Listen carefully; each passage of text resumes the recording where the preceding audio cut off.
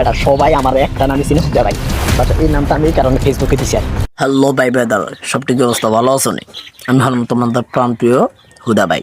But আজকে যেটা কথা, আজকে আমার পুরনো একটা মাদ্রাসা আছে, ওইটাই যাব। এখানে সকাল সকাল রেডি হয়ে গেলাম, আর খামার কিন্তু খানাটা না দিয়ে দিলাম। তো প্রচুর ভালো লাগতেছে, বাট তোমাদেরকে মিস করতেছে। ওকে, আর আমার নতুন পেজে যারা ভিডিও দেখতেছে তাদেরকে অসংখ্য ধন্যবাদ। চলো, লেটস স্টার্টেড গো ব্যাক। আলহামদুলিল্লাহ আমি বাড়ি থেকে রেডি হয়ে বাইরে হইলাম, ঠিক আছে, বাট এই রাস্তাটা আজকে দীর্ঘ 30 বছর হয়ে গেল, কিন্তু এই রাস্তাগুলা করতেছে না। মানে সরকার দেখে নাকি চেয়ারম্যান মেম্বার দেখে না, দেখে না আমি বুঝি না, তাদের চোখ থাকে কোথায়। আকল কানে যদি থাকতো তাহলে এই রাস্তাটা করতো।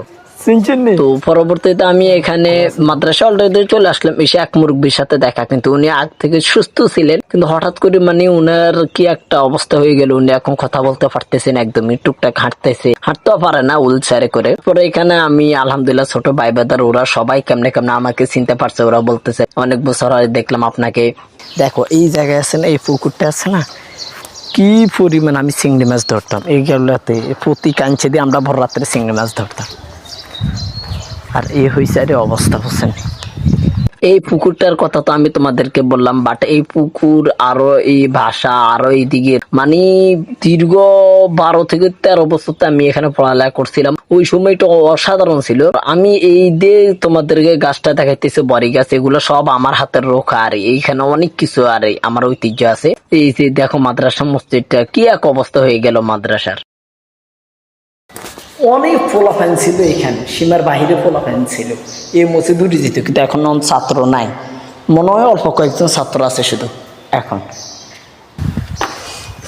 মসজিদের ছাদে উঠে মাদ্রাসার উপর থেকে বিজ্ঞান আমি তোমাদেরকে দেখাবো। এখন মাদ্রাসার মসজিদের ছাদের উপরে আমি আছি, এখানে দেখতেছি মানে গাছপালা গুলো মানে অসাধারণ লাগে। এখানে একদমই ধরতে গেলে চরের মধ্যে ওখানে একটা মাদ্রাসা। তো এই মাদ্রাসাটাকে মূলত আমরা 2 ভাই একসাথে পড়ালেখা করছি। আগে তো একদমই ভাঙ্গাচুরা ছিল, তো এখন তো আলহামদুলিল্লাহ অসাধারণ করছে। ওই সময় প্রচুর ছাত্র ছিল, কিন্তু এখন একদমই ছাত্র নেই মাদ্রাসায়। আর এখানে কি বলবো, বলার একদমই ভাষা নেই। পোলাপাইন টুকটে গাজা মাজা বক্কচক্কর ব্যাগ কিছু এখানে তোমরা তো দেখতেছো, তো বলার একদমই ভাষা নেই। তাও চতুর্পাশে ঘুরে ঘুরে দেখতেছি, মানে কি অসাধারণ লাগতেছে। প্রচুর বাতাস আর গাছপালার তো একদমই অভাব নাই, নারিকেল গাছ প্রচুর, যেখানে আমরা প্রতিনিয়ত ডাব খাইতে পারি। তো আমার কাছে আলহামদুলিল্লাহ অনেক ভালো লাগছে। আর এটা হচ্ছে হেফসখানা, যেখানে ভিতরে আমরা পড়ালেখা করছি প্রচুর পরিমাণ, অনেক দিন করছি। ভিডিওটা কেমন হয়েছে শুধু তোমরা একটু কমেন্টস করে বলবে, আর প্লিজ চ্যানেলটা সাবস্ক্রাইব করার চেষ্টা করো। আর নেক্সট পার্ট অবশ্যই আসতে